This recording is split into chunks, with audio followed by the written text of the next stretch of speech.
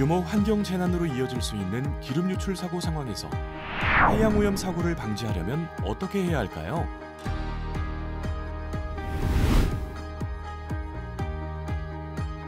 연료 수급 중 기름 유출, 해양 사고로 인한 연료 탱크 파손 시의 기름 유출, 침몰로 인한 기름 유출 상황에서의 해양 오염 사고 방지 행동 요령에 대해 알아보도록 하겠습니다. 연료를 수급하는 과정에서 기름 유출 사고가 발생한 상황, 해양 오염 사고를 방지하려면 어떻게 해야 할까요? 스텝 1. 연료 수급 중 에어벤트에서 연료가 유출되는 상황을 발견하면 제일 먼저 벙커 스테이션에 연료 수급 중지를 지시하고 선장 또는 기관장에게 사고 현황을 보고합니다. 스텝 2. 지시를 받은 벙커 스테이션에서는 터미널이나 연료 공급선에 연료 공급 중단을 요청하고 압력 게이지 등을 통해 공급 작업이 중단된 것을 확인한 후 연료유 수급 라인의 매니폴드 밸브를 잠깁니다. 비상정지 스위치가 제공되는 경우에는 스위치를 작동시킵니다. 스텝 3. 브릿지의 선장은 비상경보를 발령하고 실제 상황. 과연 벙커 스테이션 기름 유출 발생. 스텝 4. 이어서 응급 절차에 들어가는데요. 주요 비상 응급 절차는 다음의 6가지 조치입니다. 첫째, 선장은 해양오염 발생 사실을 해양경찰에게 신고해야 합니다. 통합신고번호인 119에 신고하거나 VHF를 통해 VTS에 통보하여 신고합니다. 해당 지역의 해양경찰서 상황실로 신고를 마치면 선사, 선주, 보험사에도 연락합니다. 사고 처리를 위한 필요사항을 신고처에 보고하는데 선박 정보, 사고 개요, 날씨 및 해상 상태, 선박의 현재 위치, 적재유 현황, 선체 손상 상태 및 기름 유출 상황, 선박의 자체 조치 사항 등을 신고합니다. 동시에 선내 모든 인원에게 오염 발생 시 위치해야 하는 비상 소집 장소로의 소집을 명령합니다.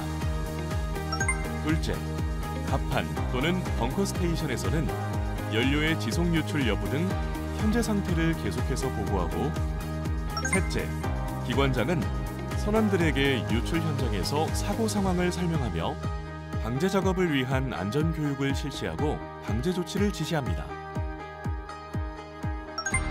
넷째, 스커퍼가 봉쇄되어 있는지 확인하며 유출된 연료가 해상으로까지 유출되었는지의 여부를 확인해야 합니다.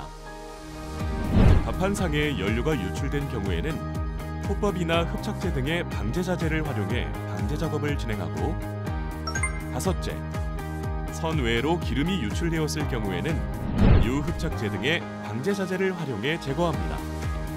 이때 선내에 오일 펜스를 보관하고 있다면 선상 레스큐 보트 등을 이용해 유출 장소 주변에 오일 펜스를 설치합니다. 여섯째, 이 밖에 선장의 판단에 따라 선사를 통하여 방제업체를 추가로 동원합니다. 외부 방제업체의 도움을 요청할 수도 있고, 방제선을 위탁 배치한 경우에는 해양환경공단에 방제를 요청할 수 있는데요. 동원된 업체를 통해 유출된 기름이 퍼지는 것을 막기 위해 오일 펜스 설치 등의 방제 작업을 수행합니다. 민간 자원 동원 시 발생되는 비용은 원인 행위자가 부담합니다. 기름 오염 사고가 발생하면 선박은 방제 의무가 발생하여 응급 조치를 해야 합니다. 응급 조치를 미이행하거나 지연되는 경우 해양경찰에서 방제 명령을 지시할 수 있으며, 미이행 시 3년 이하의 징역 또는 3천만 원 이하의 벌금에 처해질 수 있습니다. 깨끗한 바다를 위해 기름 이송 중 기름 유출이 발생하지 않도록 작업 중 관심과 주의는 필수입니다. 과초나 충돌 등의 해양 사고로 인해 연료 탱크가 파손되어 기름 유출이 우려되는 상황. 해양 오염 사고를 방지하려면 어떻게 해야 할까요? 스텝 1. 충돌 또는 좌초 등의 사고가 발생한 직후 주기적인 사운딩 또는 CCTV 확인을 통해 연료 탱크가 손상된 위치와 연료 등의 오염물질이 유출되었는지의 여부를 파악합니다. 스텝 2. 이어서 응급 절차에 들어가는데요. 주요 비상 응급 절차는 다음의 6가지 조치입니다. 첫째, 선장은 해양오염 발생 사실을 해양경찰에 신고해야 합니다. 통합신고 번호인 119에 신고하거나 VHF를 통해 VTS에 통보하여 해당 지역의 해양경찰서 상황실로 신고를 마치면 선사, 선주, 보험사에도 연락합니다. 둘째, 선장은 선내 모든 인원에게 비상배치표 임무에 따라 임무별 위치로의 배치를 지시하고 안전교육을 실시 후 임무에 따른 작업을 시작합니다. 기관장은 선원들에게 충돌에 따른 기름 유출 상황을 설명하고 방제 작업을 위한 안전교육 실시 및 응급조치를 지시합니다.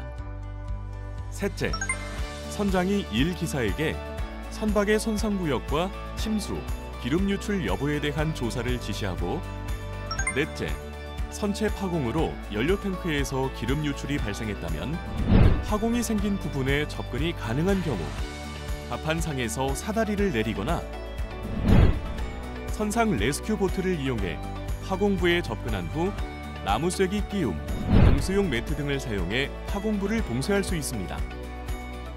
다섯째, 기관실에서는 엔진 컨트롤룸의 원격 조절 장치가 갖추어진 경우 버튼을 조작하여 파손된 탱크의 연료를 다른 탱크로 옮기거나 엔진 컨트롤룸의 원격 조절 장치가 없거나 장비 작동이 불가한 경우 현장에서 밸브와 펌프를 직접 작동하여 기름을 이송해야 합니다. 이러한 조치를 위해 카고 컨트롤룸의 일항사는 파공 위치 등을 고려해 선박의 기울기 또는 흘수 높이를 조정하며 기름 유출을 막을 수 있도록 해야 합니다. 지속적인 사운딩을 통해 탱크 내 기름의 높이 확인으로 파공이 발생된 위치와 손상 범위를 고려하여 탱크 내 기름을 손상되지 않은 다른 탱크로 이송하거나 선체 기울기 조절 및 선체를 부상시키는 등의 방법으로 기름의 유출을 최소화하여야 합니다. 여섯째, 이 밖에 선장의 판단에 따라 선사를 통하여 방제업체 및 분할업체를 추가로 동원합니다. 외부 업체의 도움을 요청할 수도 있고 방제선을 위탁 배치한 경우에는 해양환경공단에 방제를 요청할 수 있는데요. 이러한 경우에도 해양경찰의 현장 지휘에 협조하여 조치하는 것이 중요합니다. 좌초나 충돌 등의 해양사고로 인해 기관실이 침수되어 침몰, 그리고 이로 인한 기름 유출이 우려되는 상황, 해양 오염 사고를 방지하려면 어떻게 해야 할까요? 스텝 1. 충돌 또는 좌초 등의 사고가 발생한 직후 주기적인 사운딩 또는 CCTV 확인을 통해 선체 좌초 상태와 선저 파공 위치, 침수 여부를 파악합니다. 스텝 2. 이어서 응급 절차에 들어가는데요. 주요 비상 응급 절차는 다음의 4가지 조치입니다. 첫째, 선장은 해양오염 발생 사실을 해양경찰에 신고해야 합니다.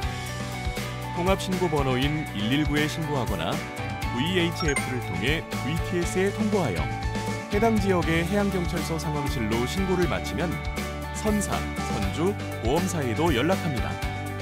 둘째, 동시에 선내 모든 인원에게 비상배치표 임무에 따라 임무별 위치로의 배치를 지시하고 안전교육을 실시 후 임무에 따른 작업을 지시합니다.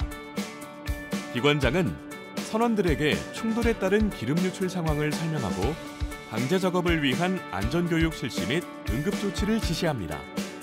셋째, 기관실 파공으로 침수가 발생했을 경우 나무쐐기 끼움, 방수용 매트를 활용해 선내로 해수 유입을 차단하도록 합니다.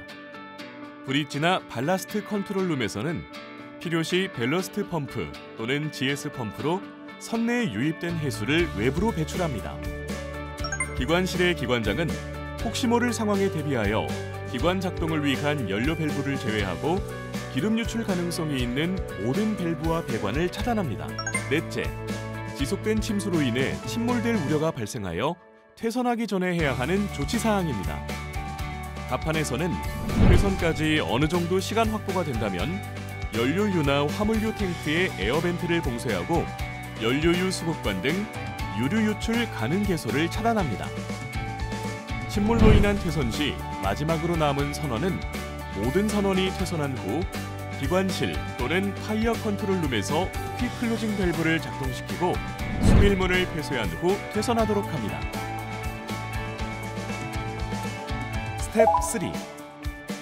퇴선 후 구조가 완료된 경우 해양경찰은 침몰선에서의 해양 오염을 방지하기 위해 수중에서 유류 이적, 하공부 및 에어벤트 봉쇄 조치를 취해야 하는데요. 이 과정에서 신속한 조치가 이루어질 수 있도록 선체 상태, 유류 잔량 및 회선 전 조치 사항 등에 대해 해양경찰에 공유하는 등 긴밀히 협조해야 합니다. 순간의 선택과 실천이 깨끗한 해양 환경을 지킬 수 있습니다.